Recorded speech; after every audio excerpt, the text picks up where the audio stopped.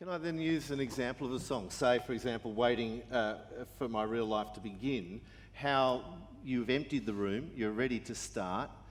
First of all, how do you empty the room? How do you absolutely vacate everything so that you do have a clear plane to start on? Well, what I do is I do the dishes. Yep. You rinse? Very important. Well, at least I turn the machine on. I make sure all the bills are paid.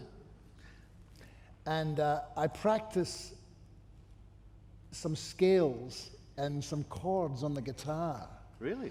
Yeah, I try and kind of play different things that involve kind of moving my fingers in a different... I just do things which are kind of...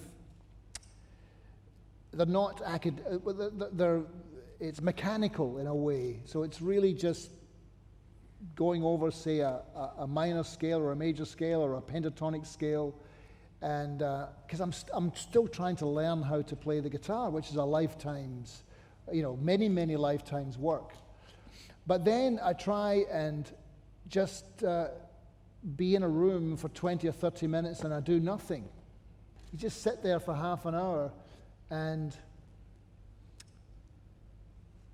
things start to happen. But in that particular case of that song, that was a case where I had been working with a friend of mine, a guy called Tom Mooney, who's a drummer, and we'd been working for a while, for a couple of weeks, and we weren't really writing songs together. We were just kind of playing songs in the studio and trying to figure out whether we would in fact work together. And as it happens, we didn't really, he moved somewhere else and we didn't actually follow up on that, but he came round after about 2 weeks of just messing around in the studio. He came round one day and I said to him, "How you doing, Tom?" He said, "Oh, Colin, I'm just waiting for my real life to begin." But it was one of those examples of a song that was almost waiting to be written in a way, because we'd been fussing around for a couple of weeks, not really doing much at all. And then when he said that line, it was like this little door got opened, and he went off to put the kettle on, and I just wrote the tune out like in about 5 minutes. It's everything. I never changed anything, and I just had this little chord thing. It just went, "Any minute now, the ship is coming in. I'll keep checking the horizon.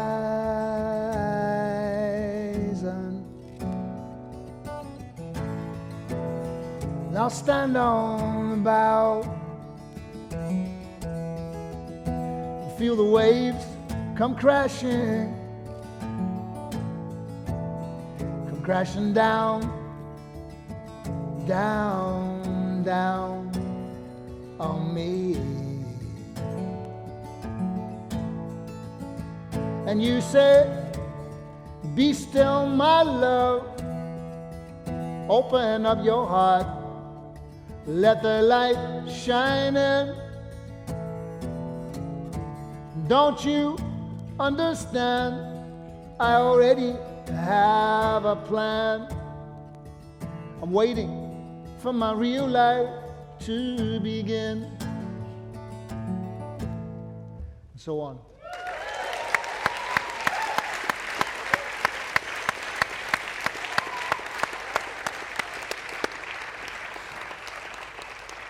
So if I can place the pieces of the jigsaw, "Waiting for my real life to begin" was a phrase that just came out. Did you already have a body or a bed of music that was to go to on the guitar? And then how did the lyrics fit into the final sonata, the rest of the lyrics fit in? No, they came together. I started messing around with that little, I wrote some lyrics, and then it was really one of those very, the ones you love, which came, in about half an hour. Mm-hmm. It was, thank you. I don't like the puzzle, the idea even, Mm-hmm. that it's something you have to kind of fit. It's like, it's, because a lot of people, sometimes people say to me, the lyrics come first or the music comes first, and it doesn't matter really as long as they come. Hey, please, you go first. Oh no, after you, fucking whatever. It's like, just go through the fucking door, So what about then the constraints of a traditional song where you've got chorus, verse, bridge? Do you ever think, shit, I need to put a chorus in there soon, or does that door open as well? Well, I think that constraints it's an interesting word because I'm a big fan of tradition. Songs have lives, and there's a lot to be said for the tradition of a song, of what works. And playing a song for somebody, you think, oh, well, this needs a chorus now.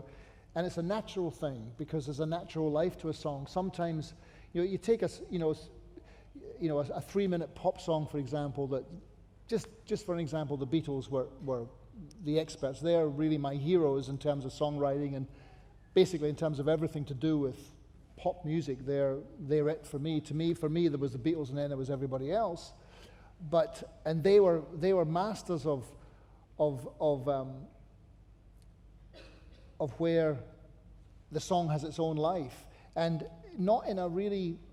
Sometimes the chorus was the verse, sometimes the verse was the chorus, sometimes it was a bridge would happen in a really odd place, but somehow that you could never imagine hearing that song in any other way. So they would break rules, but it wasn't. You never were aware of the fact that they were doing that because always what they were focusing on was the song. The song is the thing you have to listen to. And when you're writing a song, you have to listen to the song. The song will tell you how it wants to be played. The song will tell you how it wants to be written. So then, just get out of its way. When you're working in the collaborative process with people like Tom Mooney, or way back when you're working at Ron Strikett, what does the collaborator bring to this empty room, to this song that that's writes a whole itself? other. That's a whole other thing.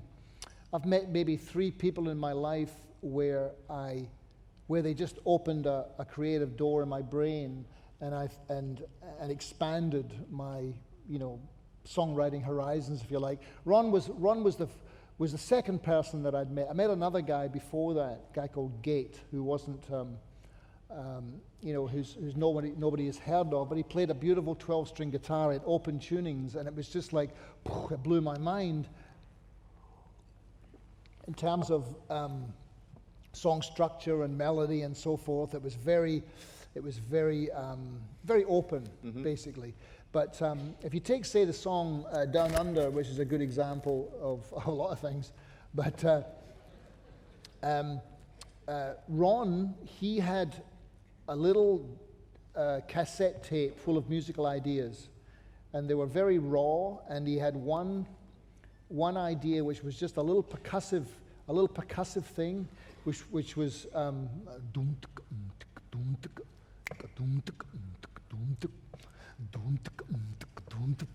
Rolf Harris is about to sue you. And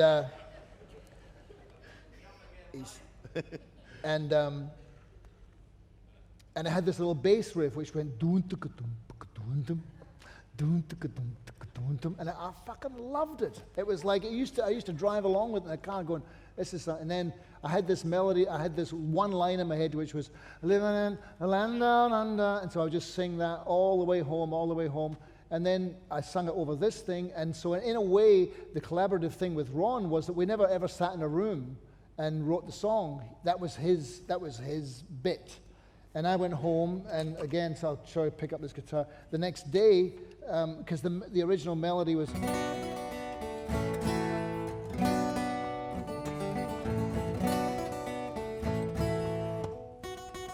It went...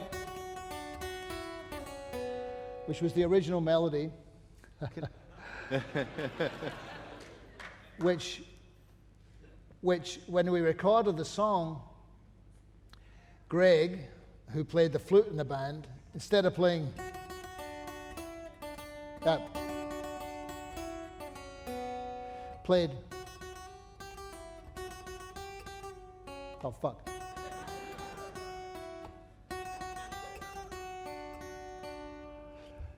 Which is what all the fuss is about. And that's actually what I wanted to bring. So anyway, to finish off what I was talking about, the original song it was written. I mean, I won't play it, but it was very, very exciting for me because here I had this thing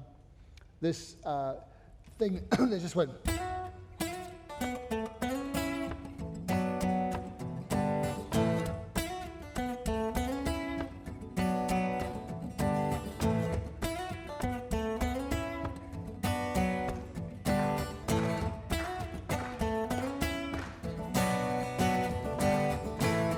Traveling in a Friday combi on a hippie trailhead full of zombies. I met a strange lady, she made me nervous. She took me in and gave me breakfast. She said, "Do you come from a land down under, where women glow and men plunder?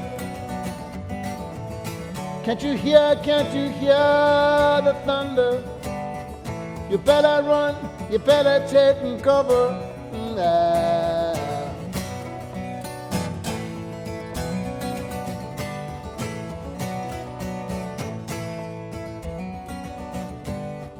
And so on. As a songwriter, me and Ron wrote that song.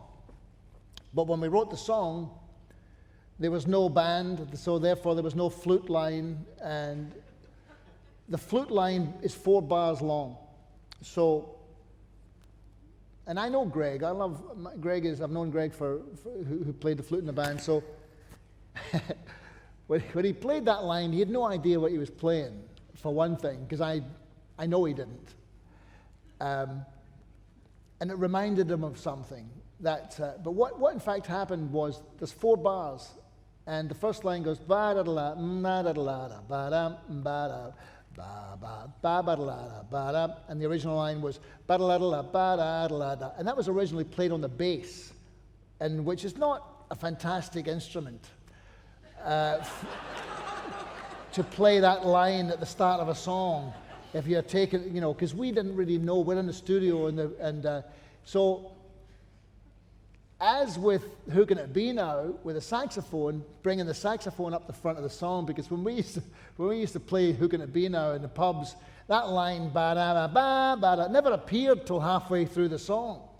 Because in pubs it doesn't matter, because everyone's hammered, they're all drinking, and they're going, and you play the and then eventually you'd hear this ba-da-da-da-da-da. So the producer in his wisdom said, "Why don't you, here's an idea, why don't you bring that saxophone up the front of the song?" And we went, "Brilliant." What a great idea.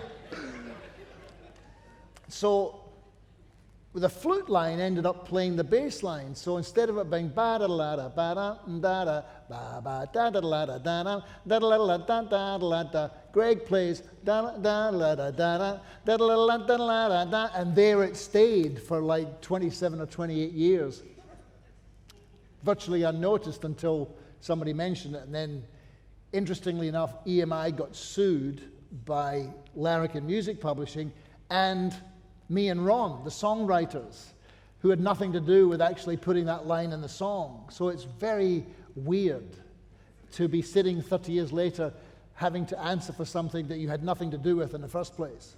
The reason why I'm bringing it up is that, you can, if somebody sues you, you have to defend yourself. So that's really, nothing else really matters. If somebody else goes, "Okay, well, you took a piece of my song," which we didn't do, and then when it ended up in that recording, it's quite an intricate thing.